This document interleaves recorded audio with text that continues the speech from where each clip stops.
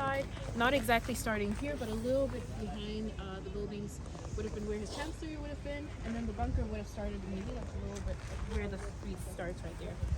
Underneath would have been where his bunker was. And the bunker really was massive. It was about 5 stories, and it had over 30 rooms in total.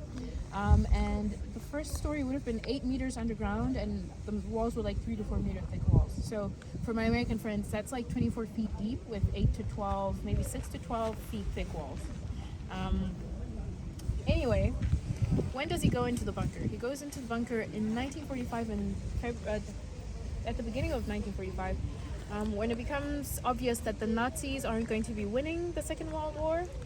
He goes in there with his long-term girlfriend, Eva Braun, and other members of his inner circle. So, for instance, his doctor or his architect, Albert Spree, and Joseph Goebbels was also in the bunker as well, with his wife and their 6 children. He was one of the last people to truly believe that they could win the war, though, so much so there's pictures of him casually coming up to walk his dog, right? Very, very casually.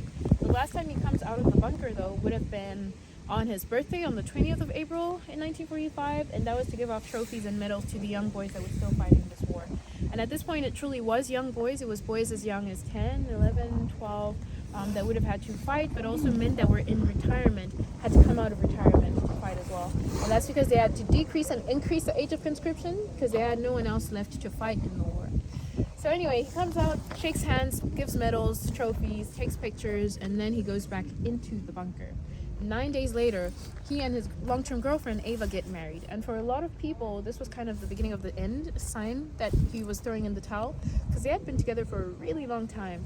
And whenever he was asked, why don't you marry Eva, you guys have been together for ages, his reasoning was always, I'm married to the German people, I'm dedicated to the German people, so I can't marry Eva, which I think is a really interesting reason not to give to marry someone, but that's how he had been presented. He had been presented as this guy who was so dedicated to his cause that he wasn't marrying his long-term girlfriend, and he wasn't consuming meat or alcohol because he was so focused, when in reality he wasn't consuming meat and alcohol because he had a lot of health concerns, and he wasn't marrying Eva because he probably didn't want to.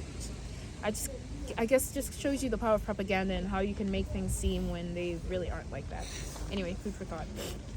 So they get married, and at their very intimate ceremony, he kind of confirms everyone's suspicions because he says, look, the German people haven't followed my instruction, they haven't listened to what I've been telling them to do. So he essentially washes his hands clean of the whole thing, and he announces that he and Eva are going to be taking their lives the following day. How do they decide to do so? Cyanide. Side note, the story gets really dark from this point onwards, but I can't do anything about it. That's literally our history, and we talk about it, right, and acknowledge that it happened. But anyway, cyanide. But also, at this point, he was very, very paranoid. Historians have discovered there was over 40 assassination attempts on his life. He was on a cocktail of all sorts of drugs, methamphetamines and uppers and downers. And also just being in that bunker for so long, it was really loud under there because they needed massive generators to run the whole thing. It was grim and it smelled awful because the sewage system didn't work. And also just being in there with the same people constantly, not to drive any sane person crazy, let alone, the guy. But all of these made for a really paranoid man, and he felt like the cyanide pill that he would be given wouldn't be a cyanide pill but a sleeping pill, and he would wake up as a prisoner to the Allies. So the first thing he does when he gets the cyanide pill is he tests it on his dog, his German Shepherd that he'd had for a while, and the dog dies, but it's still not enough for him. He still feels like, I've survived so many assassination attempts, it's not going to kill me. So what he does is he and Eva do proceed to bite onto the pill, but he also proceeds to shoot himself. He had also left instructions that they were to be cremated because he had heard about what had happened to his Italian counterpart, Benito Mussolini, out in Milan, who had been dragged through the streets of Milan and strung up, and terrible things had happened to him and his partner, and he didn't want to be seen that way. So he told the soldiers that were in the bunker, hey, once you come in here and you find us, make sure that you cremate our remains. Side note, Joseph Goebbels, also in the bunker with his wife and their family. On and off again, Joseph Goebbels would have been the second in command to Hitler, and if something happened, he was supposed to step up, but it's hard to take charge of a sinking ship, right? So he and his wife decide that they too are going to take their own lives. How do they decide to do so? They've got kids. They decide to ingest morphine into the kids and put the kids to sleep, and then the wife would later on come into the room where the kids were and put cyanide capsules in each of their mouths to make sure they ingested it in their sleep. Then they'd come to what was called the Vollbunker, so the topmost section of the bunker, and he would shoot her and proceed to shoot himself.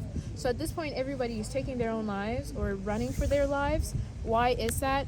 That's because the Battle of Berlin is currently taking place. The Soviets were the first to breach the suburbs of Berlin around Hitler's birthday, around the 21st of April, and the Battle of Berlin lasts 2 weeks of fighting between these young Berlin soldiers and the Soviet soldiers that invade the city. By the end of it, you have an estimated number of 80 to 90,000 Soviet soldiers that die, but you also have 100,000 of these young boys that die and 150,000 of everyday citizens in the city that are collateral damage to the war. And in the end, these Berlin boys didn't even really have artillery to fight off the war, so they were using household equipment they could get their hands on. So think kitchen knives and gardening tools. That's what they were using to fight the Soviet soldiers. Anyway, the Battle of Berlin ends, and the Soviets start to kind of comb through the city trying to locate where Hitler would have been. They come down here where his chancellery and his bunker would have been, and they obviously do not find him. However, rumor goes that in the back where you see the willow, you can see the willow tree right there, it's said that there used to be a big, sprawling, beautiful garden.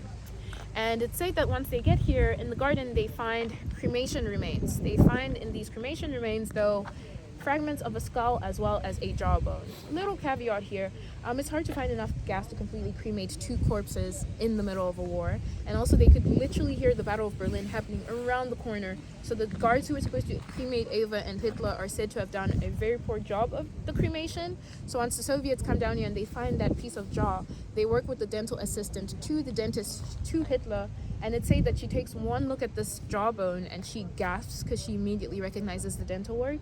And apparently it's because, well, not apparently, he had terrible teeth. He had really bad teeth.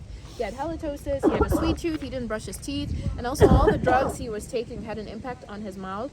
So the dental work was so recognizable that she immediately says it's him and confirms that it would have been him.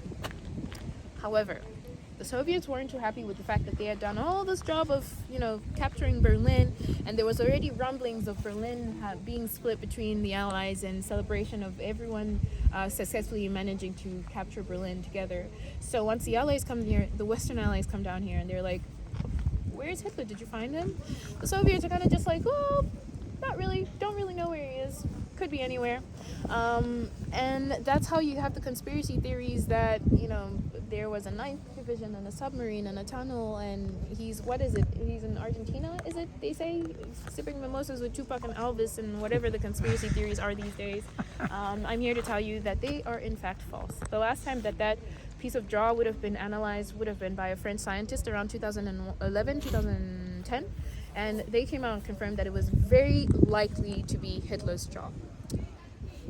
Where's the bunker, and how can I go inside the bunker? Forget all of that stuff. I'd like to see the bunker. You cannot. Denazification meant that the chancellery was to be destroyed and the bunker as well, but it would have cost them so much money to completely destroy something that's so far underground with such thick walls. So what they decided to do instead was to destroy both entrances into the bunker, completely seal it shut, didn't acknowledge where it was, built the most boring thing they could think of in this area, a parking lot, very non-discreet. Indiscreet, is that the word? Very unimpressive, and for a long time they didn't acknowledge that this is where it was. They went on to build these beautiful, luxurious Soviet apartments on top of the bunker, and they didn't talk about where it would have been. So how do we know that this is where it actually would have been, and what if we're just, pulling your leg here?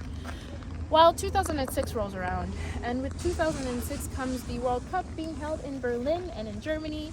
And the thing about football fans is they can be scary, especially once they've had a couple of drinks and they happen to be English.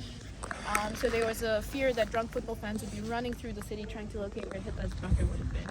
So what the government does is they put up that sign there that you would have seen, Eli. Very simple, very boring sign that says, "Hey, this is where this was. This is what it would have looked like." Full stop. They didn't want to memorialize it and turn it into like a pilgrimage site for, neo-Nazis and the weirdos and creeps of this world. And I mean, acknowledging that this is where it was is a bit of a double-edged sword, because it allows for these conversations where we can theorize and talk about what would have happened. But what that also means is sometimes on the 20th of April we come down here and we find that people have left flowers and candles in remembrance of the guy's birthday. Wow. So that is very crazy, Wow. Alexis, very crazy. But look, we all live with crazy people, right? And we just pretend like they're not among us. Anyway, really dark also, lastly, where it said that his cremations would have been found today has been turned into a children's playground, and there's a sandbox. But if we were to be mindful of all the dark history that's happened throughout the city of Berlin, we wouldn't do anything anywhere anymore, right? But Berlin's a city of rebirth and redefinition, so we kind of just live around it. Anyway, I could give you a quick 60 seconds to go and check out the sign if you want to. It's meant to be boring, it's meant to be unimpressive, anti-memorial like, and then once you're back, we can go and see something way cooler.